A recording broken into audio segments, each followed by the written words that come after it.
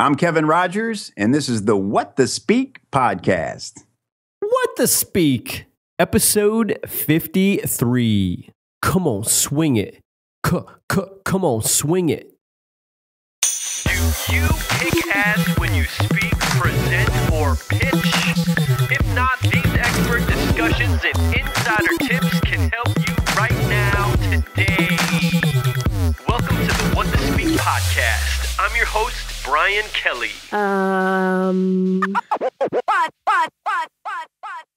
Research in 2009 by Pablo Bernal revealed that by simply taking a posture of confidence, people feel more confident. Now there's a device that can help you with this. It's called LumoLift, and I've already pre-ordered mine. If you'd like to boost your confidence when speaking in public through better posture, check out whatthespeak.com/lift to watch the video and grab one for yourself.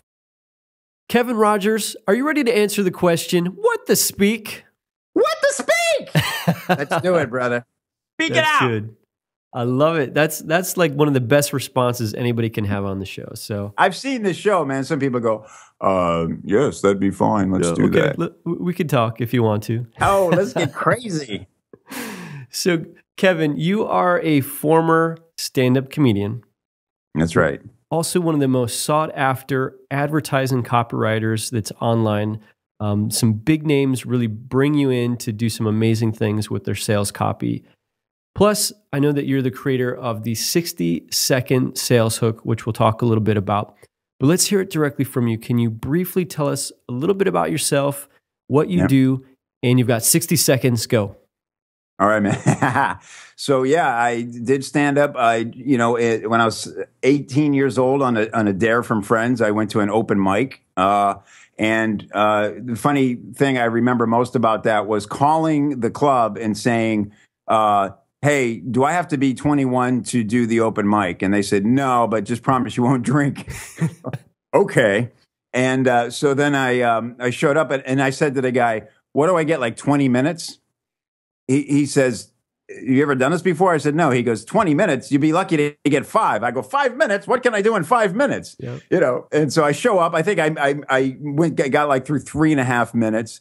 Couldn't see a thing. I was paralyzed with fear and just trying to remember the jokes and hopefully hearing something like laughter, you know, from the back of the wall. And it went well. It gave me a great respect for audiences and a stage, and I was hooked. I was instantly hooked. So I did end up doing stand-up comedy for almost a decade. Wow. I traveled all over the country in cars that shouldn't have left town, and somehow made every gig. It was a fantastic. Have lifelong friends from those times. Got to meet and work with some of the greats, Chris Rock, Jerry Seinfeld, Jon Stewart, Zach Galifianakis, Louis C.K., just the greats, when they were on their way to becoming great. Yeah. I was always afraid to become the other 1,000 comics nobody ever sees outside of their local club who were 50 and 60 and bitter, and they just weren't going to get their break, man, You cannot fully control a career in show business unless you're, Will Smith and guys like that seem to have it figured out, but you need breaks, man. The right people have to like you or it just doesn't happen. Yeah. And for me, I wasn't impressing the right people. So I was mature enough to realize I got to do something else. I want to have a life. I want to have a family. So very awkward transition into a professional career. I mean, I was doing no resume jobs like being a bellman and a bartender. And what I didn't know at the time was all these experiences, primarily the stand-up and even the more hustle gigs, were all leading up to becoming a direct response copywriter. Yeah. Because I can pull from every one of those experiences and realize, man, I didn't even know it at the time, but I was learning how to sell. I was learning how to hustle. I was learning how to understand people and their motivations, right? And so it's just a miracle that I found copywriting. I'm not kidding, man. When I first discovered it, my skin would literally tingle. The more I would read about it, I just knew that was a sign that I had found my thing, and this is what I was supposed to do. And hell or high water, I was going to make it work. Well, I love it. And I think, the thing that I was really excited to have you on the show was really because of this experience. You've stood before audiences. You've had to, you've got to entertain them, right? They've come to see you. They're paying good money so that they can get a good laugh. That's the reason why you're there, and really making that connection. And so I know you've got a great expertise at that. And then also this whole idea of using the written word in the way that you communicate. And I know that you've applied this in some different ways as well. That's not just like the written word, but being able to move people, to inspire them, to motivate them, to get them to take action. I mean, these are all things that anybody who's doing any type of public speaking, whether you're getting paid thousands of dollars to give a keynote, or whether you're just the guy who's got to go in to a boardroom with 5 decision makers, try and convince them that they should hire you for your product or your service or whatever it is that you're pitching to them. So, Kevin, I want to ask real quick, when you go out there and you talk, and I know it's not like you're on the circuit, so to speak, giving talks, but the times that you've been invited to give a presentation or to share your knowledge, typically, what are the things that people want to know from you? What are the topics that you're sharing? Yeah, it's a good question. Well, obviously, they want to know about humor, and they want to know about using humor in persuasion. And it's a great question. It's a valid question. It's not an easy one to answer. There's not a black and white answer. My friend John Carlton and I have discussed this a lot privately and in public forums in different places. John has a great take on it, which is ultimately sort of where we land is that nobody buys from clowns. So you can't, Crazy Eddie's discount stereos is maybe one way to get attention. If it's all based on price, then you could probably have some fun with that. But, for the most part, at least as copywriters, we're typically taking on pretty serious topics, right? I mean, we're trying to solve a problem for somebody. They either don't have enough money or they have an illness they're trying to figure out, or they need desperately to lose weight. There's something impeding their living their best life that we want to help them solve. And so to risk injecting humor and having it miss blows that sale without a doubt. So, 90+% of the time, it's just not worth the risk. However, when you're talking about creating a lifestyle business and a personality business, there's a lot of people using humor very effectively. And let me tell you something, when you can inject a little humor, you got to have it in you, man. Yeah. If you're just not funny, just forget it, man. Enjoy it off stage or outside of your business. Yeah. But, we know guys like Frank Kern, Marie Forleo is so, I couldn't be a bigger fan of hers. And she's funny and she's so real. And, Derek Halpern in his own way is funny. Ramit Sethi, these are people who are really dialed in to how they communicate with their people. Yeah. And it's like, the people who understand me are the people who are going to get the jokes. And when somebody doesn't get them and gets offended, they have even more fun with it. So that's how to do it. You really got to have a dialogue going, in my opinion, if you're going to use humor in your communication. Otherwise, it's not worth the risk. Yeah, absolutely. And I think, the point that you make that is people, they're not going to buy from clowns is really key. A lot of people think, especially those who are starting off with speaking before audiences, feel like, oh, well, I saw another speaker tell a joke right at the beginning of their presentation and they got a good laugh and, I should do that too. And it's like, no, you really don't want to do that unless you're hilariously funny. You're going to have people in stitches, but that's not every single one of us. Most of us are maybe mildly funny at best, but it's really tapping into finding out who you are. What's a story that you can tell that might be funny, that people can relate with, that's that common ground. That's the kind of stuff that I think is really going to be effective for you. To do it in a way that's not contrived or forced. That's it. Let's just face it. Most of us are not stand-up comedians, right? Right. Yeah, and that's why it's such a rare animal. I mean, for anyone to get on a stage and do it. So a lot of people I talk to go, I've always wanted to do it. And I say, do it, man. It's an open mic night. What do you have to lose? Yeah. And a lot of people do. They'll do it one time and go, I did it. That was fun. That was scary, but cool. And then they don't pursue it. But so think about what it takes to actually, pursue that. And then actually make it, become famous. You know, you're dealing with all those show business odds at that point. And it's a very rare creature who should be saying funny things into a microphone and expecting laughter back. And you're right. I mean, you know, there's a lot of people walking on stage right now as you and I speak, and about to, you know, try to share something with a crowd. And, you know, most of them should not attempt humor. And you're right. I mean, they read it in books or they see it in TED Talks or something, and they go, oh, that's the way. I just got to find the right joke. And, you know, if the joke misses, you're dead. It's just not worth the risk. I mean, you know, like, say, give something of value. Just say hello. Just say hello. You know, I don't want to go off on a tangent here, but I don't want to date the show either. But as we do it, Jimmy Fallon debuted this week as the new host of The Tonight Show. Yep. And on my blog, I talked about what he did for his opening was so brilliant to me. There's 1,000 ways he could have screwed that up. It could have turned into like a really bad Oscar sketch. Yep. You know, like on the Oscars where you're going, God, why is this happening? Please make it end, you know? And you wonder, how could professional writers and producers get it this wrong? It could have easily went that way. But he didn't. He walked out and he said, hi, I'm Jimmy Fallon.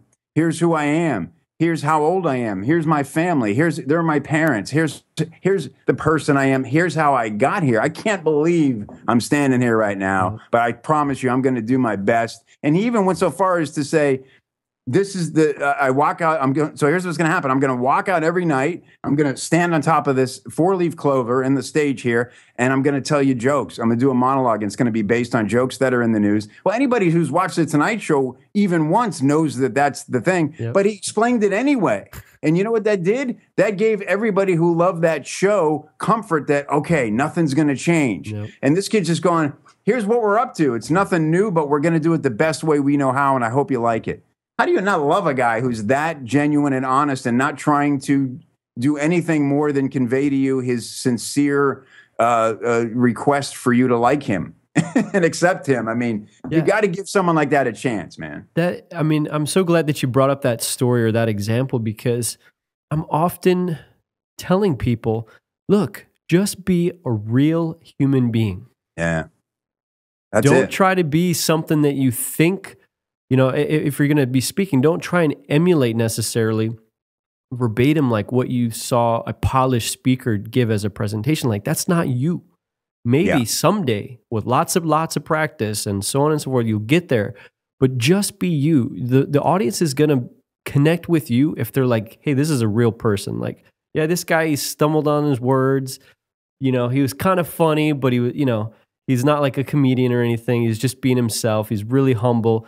That's what resonates with people, is that human to human connection. That's so true, brother. And you know what? If you're honest about, if you're like sweating like a pig because you're so nervous, I've twice been at conferences where it was the speaker's first time speaking. Mm-hmm. And the one guy, you know, he wasn't very much an introvert, was, you know, not cut out for it. I don't think he ever did it again. And he sweat profusely. You know, it was like LeBron James in the fourth period. You know, it was brutal. But you know what? And he's wiping himself. But here's the thing. He was on, you know, the guy who introduced him said, look, this guy is not a speaker, but he has such great information. I know you're going to love it and find value. And everybody was rooting for the guy. Yeah. And everybody was dialed in. And, you know, it was like a really interesting sideshow, like how is he handling his nerves? And after a couple minutes, he fell right into the groove and he looked like a pro. Nice. And it was way more exciting than watching a 15-year veteran come out and give the speech one more time, and you can tell he's not plugged in, you're not plugged in. I'd much rather see a guy sweat and stutter and tell me something genuine than just talk at me, man. That's the worst. Absolutely. Well, let's talk a little bit about your experience. I know that it's not like you're out, you know, you're getting paid lots and lots of money to be a speaker. Yeah. Like many of the guests that I have on the show. Never been to Toastmasters. What's that? Never been to Toastmasters. Never been to Toastmasters. But clearly, Kevin, you know how to work an audience. You know how to, you know, keep them engaged. And so, real quick, I'd love to touch upon maybe, you know, the first time that you were invited to speak at a conference, and some of the things that went through your head, some of the things that you did to prepare. You know, anything that you can give us that we can glean some insight from from your personal experience, Sure. getting up, Absolutely. delivering a presentation on the information that you're an expert on, but not necessarily being somebody who does this for a living? Yeah, great question. So here's how it went down for me the first time. Ryan Lee invited me to speak at SAM conference, which I wish they were still doing. It was so great. Yeah. And it was in Park City, Utah, and it was cool. It was modeled after TED, and so you had 18 minutes. And so they said, look, you got 18 minutes. Please do your time. We really want to run this thing tight. And it was great because it was in an old theater, so it was not your typical hotel convention center. Yep. The stage looked beautiful. And so I said, I set 3 goals for myself. And they were, 1, I was going to do my time. 2, I was going to give the most actionable piece of content of anybody they saw over that weekend. I mean, literally, do it in your seat, plug it into your marketing, and watch it work. And 3, I was going to get 3 laughs. But that's, we just talked about that's not for everybody. But for me, I thought, well, that's going to be my advantage. If I can get them to laugh out loud 3 times, I'll feel like I was myself. For me, that was my gauge. And I did it. The only thing I did wrong really was I went under time. When I got up there, I was flying through it, and I'm looking at the clock, and I'm like, "Oh man, it's only 18 minutes, and I'm in trouble. I'm gonna land at 12." And I took I loosely outlined what I was gonna do for the laughs, and they went well. I got to tell you, it had been a long time since I had been on a stage, and I was surprised at how nervous I was. You could hear it in my voice. My breath is not where it needed to be. Yeah. I don't know how these kids doing on American Idol, man. Going out there and realizing your breath isn't there, But I settled in and it was fine. And since then, it's been like, okay, now the wheels are back on. So, but that's still my goal. So my simple goal is people are going to leave here, and whether they liked me, didn't like me personally, there's no way they can not take what I give them and immediately put it in action. Yeah. Well, and that's good. I know I haven't seen you speak in person, but I've seen recordings, at least a couple of recordings of presentations that you've given. And it's the kind of stuff that, you're not kidding. You can put this to use right away. You are so clear on, what your framework is or the structure that you're providing. And then, the audience member is able to plug in like, hey, I could literally do this, this, and this, and put it to use right away, which is huge. Audiences love that kind of stuff because it's not conceptual. It's not just, this esoteric type of thing. Right. It's very nuts and bolts. Take action and start getting results right away. Yeah, I tell people, I joke. I think it's Sam, the guy who went up before me was, I think he was a Mensa member, literally. And, he was, and by the way, it's Sam, I was the last guy. They put me last. And I didn't know whether to take that as a compliment or like, we got nothing to lose. People would be sleeping by then. And I went up and I said, look, the last guy you just saw was a Mensa member. I am a high school dropout. There's no way. I know your brains are fried. Get ready to quit thinking, because there is no thinking involved in what you're about to experience. It's just me, and let's talk, and I could feel everybody go, oh, thank God, I need a break. And I wanted it to feel like, hey, let's have a cup of coffee, let's have a beer and just talk this over. Yep. And, not disrespecting their time or the venue, but just trying to really make it feel like this is what's happening, and let's be in it together. Absolutely. Well, cool. Now, let's shift our focus a little bit. I want to talk about a couple of specific things that you teach that I think really apply powerfully to those who are looking to improve their communication skills and become better speakers. Cool. So the first thing is really this idea about the power of story that you talk about. And I know you use story so effectively in your copywriting techniques and the things that you teach others. So what are some key things that, as somebody who's going to speak, and when you speak, you're selling something, right? You're selling either your message, your idea. If you're in a sales or marketing environment, the product, the service, whatever it is, you're selling something. That's the truth. How can those of us who want to improve speaking sell our story? Yeah, great question. It's kind of like what we've been saying, is just be genuine. But what really helps, and this is what I give people that they find so helpful, is a formula. And here's what people want to know from you. Well, you want me to just tell you the formula? Sure. Because I'll just lay it out because it's really quick and it's this simple. What's great about this formula is that once you see it, you'll realize you've been seeing it forever. Yeah. And this is the formula that when Weight Watchers paid Jessica Simpson $4 million to start a new ad campaign, this is the formula they went to because it never fails. Yep. Because it guarantees that you will connect with the right prospects. And it's based on a joke formula. So let me tell you the joke formula and show you how I twisted it to be a great sales message. Because like you said, we're always selling. Yep. It works especially good from the stage and great on websites. So it goes like this. I call it in jokes, in stand-up comedy, I call it the persona joke formula. And it goes like this: identity, struggle, discovery, surprise.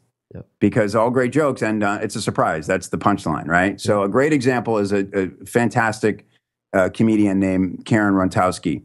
And let me see if I get the joke right. It's fantastic. And by the way, this is the formula you'll often see when stand-ups, when the stakes are highest for them. Yep. When they get their first Letterman shot or their first, now it'll be a Fallon shot, and they're in front of a national audience for the first time. And the first thing they need to do is dial in their persona and let the audience know, this is what this is where they're coming from. And now they kind of know what to expect for the rest of the 5 minutes, right? Yeah. So her opening joke on Letterman on her first shot was, my kids were so bad in Walmart today that I pulled a fly swatter off the shelf and hit them with it. And the second the fly swatter hit their ass, I realized, I don't have kids. Love it. It's hilarious, right? Yep. And so that's the exact formula. Identity is I'm a mom in Walmart with kids that are the struggle is my kids are acting up. The discovery is the fly swatter. And the surprise is I don't have kids. We know exactly what kind of person she is. We know that she doesn't have kids. We know all these things about her just in that few seconds, okay? So we take that same formula as marketers or speakers or anybody expert who wants to establish who they are. And the only change is the very last part, because we can't task everyone with becoming comics, like we said, and trying to come up with witty surprises to end their stories. So the change is it's identity, struggle, discovery, result, because that's what we're after. We want to know, how did it work for you and how will it work for me, right? So loosely, mine as a marketing consultant is, hi, I'm Kevin Rogers. I spent years traveling the country as a dead broke stand-up comedian until I discovered how a common joke formula could be used as a super powerful marketing hook, and began teaching marketers how to use it to sell a lot more of their stuff. And today I'm one of the most sought after, sales consultants online, making all this money and working with all these great people. Yep. And so there it is, the same. Identity. Struggle was I was a dead broke comic. Discovery was the joke formula being a sales hook. And the result is I have this great career in business now. Yep. It's the same exact thing. And what's great is I use the actual 60-second sales hook to sell you the 60-second sales hook. That's how simple it is. It just all works together. And that's why people see it and they go, oh my God, I can easily fill in my own story. Yep. It's a 4-part story. It's 4 sentences. You can do it in 30 seconds. Fallon stretched it out to 6 minutes, and you move parts around a little bit. But, once you get it down, you can use it in a million different ways. It's pretty cool. Well, and that's the thing that I really love about this is that it's very easy to get. And for those of you watching or listening, this is the kind of stuff, rewind and take notes on what Kevin just shared, because this is something that you can apply right away to any situation that you're finding yourself in where you're having to share your story. And it really is that people identify with that. That's that human aspect that we talked about. And then there's this struggle, right? Are like, that's the key. There was a problem here that this individual faced. I'm drawn into that. How did they overcome it? Well, they had this discovery, and then, okay, well, great. What's the resolution on it? Right? That's where you're talking about providing the results. And so there's two, to me, the key parts are struggle and discovery. Because what the struggle does is not only helps them identify that you can relate to their problem, but you're showing a vulnerable side of yourself by admitting that you struggled. Yep. A lot of people aren't willing to do that. And so if you are, they will trust that you're also willing to tell them the truth about how to solve it. And the discovery is the thing you're teasing. In that formula, when you're thinking about it as a sales message, this is really perfectly designed as, say, an opt-in on a landing page. If you want people to opt in and get your free report is going to contain what the discovery is and really lay it out for people to use. But so you want to kind of tease that a little and just talk about, I found a joke formula so now it's like, if you want to see what the formula is, opt in and get the report, and I'm happily give it to you. Yeah. So rather than give everything away, you tease it, but when you put a tease in a frame of a story and show some vulnerability, it's a lot different than going, this secret sentence makes you $9,000 in 30 seconds flat. I mean, come on, Yep. But that's what most people, they write what they think people want to hear instead of telling them what they need to know in order to succeed with what they're giving them. And that's where most of it breaks down. Yeah, absolutely. Great. Well, Kevin, we're going to take a quick break, and then we'll come back and finish our discussion with our rapid fire Q&A. If you've never seen the story behind how and why the What to Speak podcast got started, visit whattospeak.com/speakbetter to watch the 90-second video. If you like what you see, send the link to someone you know. So, Kevin, we're going to do rapid fire Q&A. The first thing that comes to your mind, are you ready?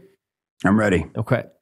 So when you're giving a talk, yeah, are you somebody that you're just going off the cuff, like, how your history as a comedian was, or have you resorted to using slides? I'd love to get your take on this.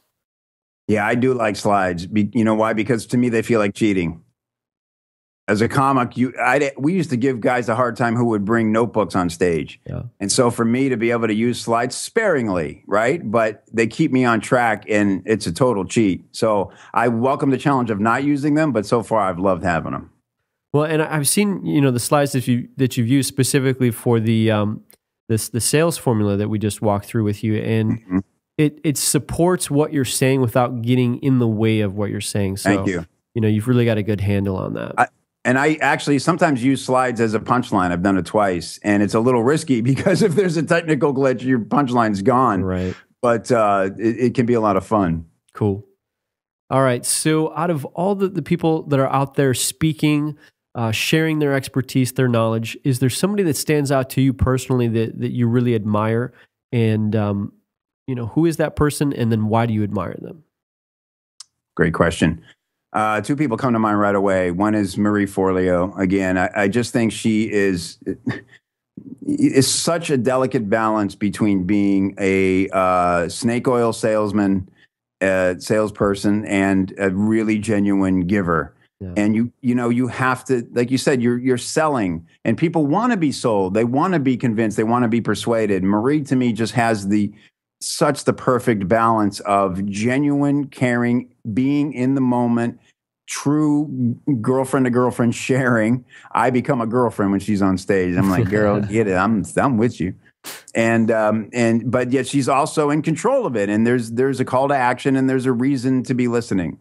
And I just think she does it beautifully. The other guy is John Benson right now, who is like the go-to guy for all copywriting. Yeah. And for him, it's pure sales. That guy, and I've never done, nor am I as interested in doing a pitch fest type of thing where, look, there's nothing wrong with that. Everybody gives valuable content, I assume. Yeah. But what happens, the difference between a no pitch event or a pitch event, if you hang out with the speakers, it becomes a lot. Everybody's kind of it's competitive, and you marvel at the guys who can literally get people jumping out of their chairs to run back to the room to buy the stuff. And John just does that, and he makes it look so effortless. It's not scuzzy. He just really has such good stuff. I watched legendary copywriters leave their seats and get in line to hand him $2,000 at a conference, and they were happy to do it. They're like, wow, the guy sold me. It was like here's my thumbs up. This is, like John Carlton says, in marketing, money is applause. Yeah. And that was like just their extra, that was their standing ovation. Here's my 2K. You just killed it, man. Love it. Cool. All right. So what's the craziest, silliest, most bizarre thing that's ever happened to you while on stage? And I'm sure you won't disappoint coming from the comedy circuit. What's something crazy that you'd love to share? How revealing do I want to be? I've literally had my life threatened. Well, one of my guests actually revealed that he has to go pee really bad before he goes on stage. So that's where the bar is at for you. All right. Well, geez. I'll tell you this. Back when the worst thing to me as a speaker is if you become bored. If honestly, one of the reasons I got out of stand-up was because towards the end, and I was doing these crappy one-nighters in hotel lounges in the South, yep. And they're introducing me, and I tell you, I would give anybody in the room all the money in my pocket to go up there and pretend to be me. I just didn't want to do it anymore. And so when I was feeling that way, what I would do was I would it's not legal everywhere yet, Brian, but there were times when I used to partake in a particular type of organic substance. Vegetation, yes. And I would do that, and then I would write down some joke, something that had been floating around in my head, and I said, I am going to go, my third joke is going to be this one, hell or high water, I'm doing it. Because what happens is you get on stage and you get in the groove and you just want to kill, and that's why you don't try new stuff. No. So I would get high and I would say I'm doing this joke. And what was great was the reason being high was important was because it would. Now my kids can't see this interview, unfortunately, but or yours if you have them. Right.